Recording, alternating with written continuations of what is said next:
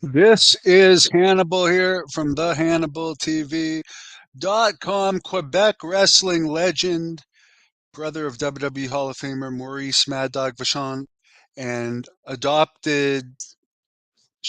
is the adopted father of Luna Vachon. Paul the Butcher Vachon passed away at 86. He had been AWA Tag Team Champions, was a legend in Quebec. Also was working in the office of Grand Prix Wrestling in Quebec back when Quebec was booming as a territory, and at one point had two promotions. One ran 3 shows a night, the other ran 2 or 3 shows a night. Um, yeah, AWA Tag Team Champions, and when Paul was teaming with Mad Dog, they also went to Calgary at one point.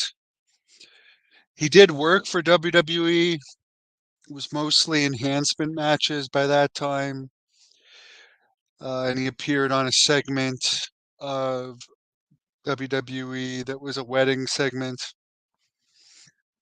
But his WWE run was fairly forgettable. He's part of the George Tragos Luthez Hall of Fame in Iowa, the Nebraska Pro Wrestling Hall of Fame, and Pro Wrestling Hall of Fame. He was honored by the Cauliflower Alley Club in 2008. I did meet him at the 2004 Cauliflower Alley Club. That's the only time I ever met him or his brother. At one point, someone was making a movie on Paul Vachon, and they wanted me to promote an event that was going to be like a tribute to him for the movie. At this time, he spent the last part of his life still living in the US. And for some reason, I was willing to do it, and I actually wanted to do it because I'm a huge fan of Mad Dog Vachon. I can't say I was ever a fan of Paul Vachon. He never had the intensity of Mad Dog, it's unquestionable he's a legend in Quebec, and I would have done that show. But for whatever reason, it never worked out. ATF Media heard he got into wrestling. Oh, out of admiration for Hands of Stone, Ronnie Garvin. It's possible, but I think Paul Vachon may have started before Ronnie.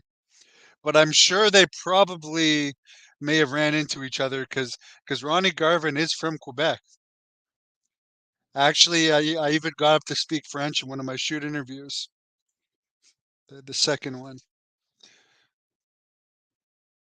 He was selling healing stones at flea markets after his career ended. Anything is possible. He lived a long life, though, 86. That's not sad.